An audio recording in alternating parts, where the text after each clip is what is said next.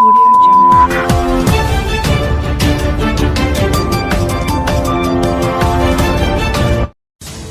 સુરત ખાતે મુસ્લિમ સેવા સંઘ દ્વારા તમામ ધર્મોના તેજસ્વી વિદ્યાર્થીઓનું બહુમાન કરવામાં આવ્યું। તારીખ 15/6/2025 રવિવારના રોજ સુરત ખાતે મુસ્લિમ સેવા સંઘ દ્વારા શહેરના તમામ ધર્મોના 850 થી વધુ તેજસ્વી વિદ્યાર્થીઓનું ટ્રોફી અને પ્રમાણપત્ર આપીને બહુમાન કરવામાં આવ્યું। આ પ્રસંગે મુખ્ય અતિથિઓ પૂર્વ મેયર સુરત કદીર પીરજાદા, પદ્મશ્રી પુરસ્કાર વિજેતા યજદી કરંજીયા, ગોરક્ષા મંચના સંસ્થાપક ધર્મેશ ગામી, પૂર્વ ચેરમેન એપીએમસી વંકાનેર શકીલ પીરજાદા, ઇમ્તિયાજ ખાન ચૌહાણ, અકરમ મિર્જા, જુનેદભાઈ ઓરાવાલા, અલીમભાઈ પરફેક્ટવાલા, અનિલ બાગલે, તરુણ મિશ્રાજી, નરેશભાઈ ગોધાણી સહિતના સામાજિક અગ્રણીઓ ઉપસ્થિત રહ્યા હતા। રાષ્ટ્રીયના વિકાસમાં મુસ્લિમ સમાજની ભૂમિકાને વધુ સુદૃઢ કરવાના હેતુસર કાર્યરત મુસ્લિમ સેવા સંઘ શિક્ષણ અને આરોગ્ય ક્ષેત્રે પાછલા લાંબા સમયથી કાર્યરત છે। આ કાર્યક્રમમાં વિદ્યાર્થીઓને પ્રોત્સાહન આપવા માટે મોટી સંખ્યામાં વાલીઓ અને સામાજિક કાર્યકરો ઉપસ્થિત રહ્યા હતા। મુસ્લિમ સેવા સંઘની ગુજરાત ટીમે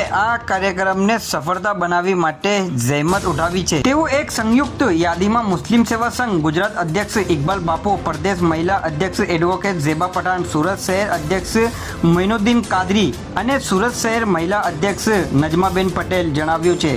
બ્યુરો રિપોર્ટ કેવન ટીવી ન્યૂઝ સુરત।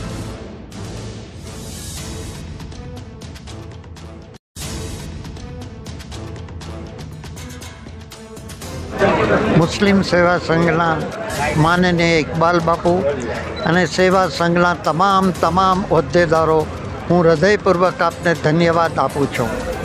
આજે વિદ્યા એક બહુ જ અગત્યની બાબત છે, ખાસ કરીને ભારત માટે, આપણા સમાજ માટે, આપણા સુરત માટે, આપણા દેશ માટે।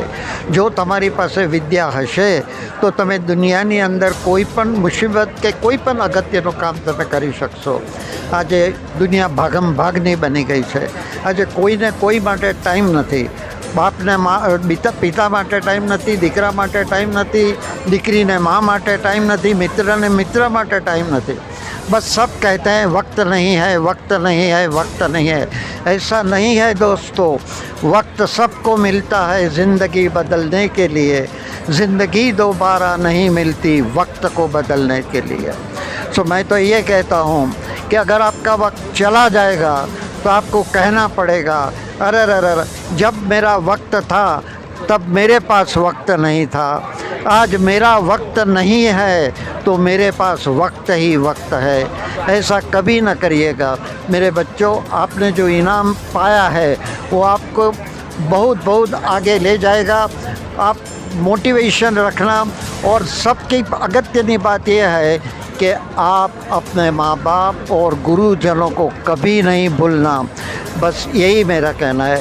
मुस्लिम समाज को फिर से धन्यवाद। आज सूरत खाते मुस्लिम सेवा संघ आयोजित इनाम वितरण कार्यक्रम में उपस्थित अमरा पद्मश्री यजदीभाई करंजिया, शकील बाबा पीरजादा के जो वांकानेर थी आव्या छे, मंच परना आगेवानो, सौथी पहला तो हूँ इकबाल बापू, मोइन बापू અને જે આખી ટીમ છે મુસ્લિમ સેવા સંઘની, એને ખૂબ ખૂબ અભિનંદન આપું છું કે સમાજના જે તારલાઓ છે, જે લોકો ખૂબ સારા માર્ક્સ લાવ્યા, એમાં મને એ પણ આનંદ થાય છે કે વિદ્યાર્થીઓ આગળ છે અને વિદ્યાર્થીઓ પણ ભણે છે। 99.99 જેટલા માર્ક્સ આજે મેં અહીંયા જોયા। એક છોકરીના, બીજી છોકરીના 99.92 આ પ્રમાણે માર્ક્સ છે। એટલે કે ફ્યુચર ખૂબ સારું છે અને આ જે છોકરાઓ આવ્યા છે એ ભવિષ્યમાં અલગ અલગ ફેકલ્ટીઓમાં જશે, દેશનું નામ રોશન કરશે અને સમાજનું નામ રોશન કરશે। અને એમને હું ખાસ શુભેચ્છાઓ આપું છું કે ખૂબ આગળ વધે, ખૂબ કામ કરે અને એમને જ્યારે પણ કોઈ વસ્તુની તકલીફ પડે ભણવાની અંદર, ત્યારે આ સંઘ અને અમે લોકો એમની પડખે છીએ।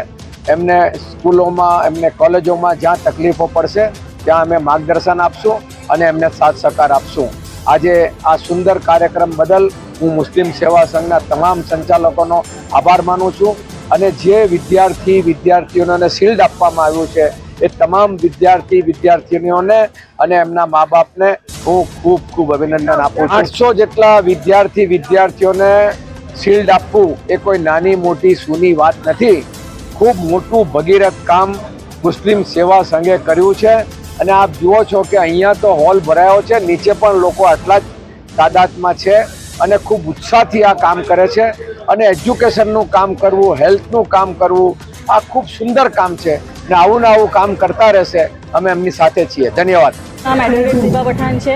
હું ગુજરાત અધ્યક્ષ, મહિલા અધ્યક્ષ છું ગુજરાત રાજ્યની. અને આજ રોજ અમે આ 4 વર્ષથી અમે આ પ્રોગ્રામ કરતા આવ્યા છે. આજે 5મો વર્ષ છે. અમે 200 સ્ટુડન્ટ્સથી અમે ચાલુ કર્યું હતું. આજે અલહમદુલિલ્લાહ અમે 800-900 સુધી અમે પહોંચી ગયા છે. સર્વધર્મના જે બાળકો છે, જે લોકો આજે ઉત્તીર્ણ આવ્યા છે A1, A2, B1, B2ના ગ્રેડ્સ લઈને, તે લોકોને અમે સન્માન કરીએ છીએ, એમને પ્રોત્સાહન આપીએ છીએ કે આવી રીતના જે લોકો આગળ વધુ ભણે અને સોસાયટીને આગળ કામ લાગે. તમે આજે અહીંયા વકીલને જો પ્રેક્ટિસ કરો છો, આ વિદ્યાર્થીનો શું મેસેજ આપશો કે કેવી રીતે આ તમારી કારકિર્દીનો વિષય? બિંગ એન એડવોકેટ અગર હું કહેવા માંગુ, અગર મેસેજ આપવા માંગુ તો આજના જમાનામાં સૌથી વધારે ઇમ્પોર્ટન્ટ છે કે આપણે આપણા રાઇટ્સ, ફંડામેન્ટલ જે રાઇટ્સ છે, આપણે જે લો છે, આપણો કાયદો છે, સ્પેશિયલી આપણને એની જાણકારી હોવી જોઈએ. આપણે એને ફોલો કરવો જોઈએ. કાયદો કોઈ દિવસ હાથમાં ન લેવો જોઈએ. હું મારા આગળના જે ફ્યુચરના બ્રાઇટ સ્ટુડન્ટ્સ છે અને જે ફ્યુચર છે ઇન્ડિયાનું, ભારતનું, તો હું તેમને એ જ આગળ કહેવા માંગીશ કે આપણું સંવિધાન વાંચો. એ આપણી સૌથી પહેલી કિતાબ છે જે આપણને આપણા ફંડામેન્ટલ રાઇટ્સ આપે છે. અને આગળ કાયદાનો હંમેશા કાયદાને માન આપો અને સોસાયટીને આગળ વધારો.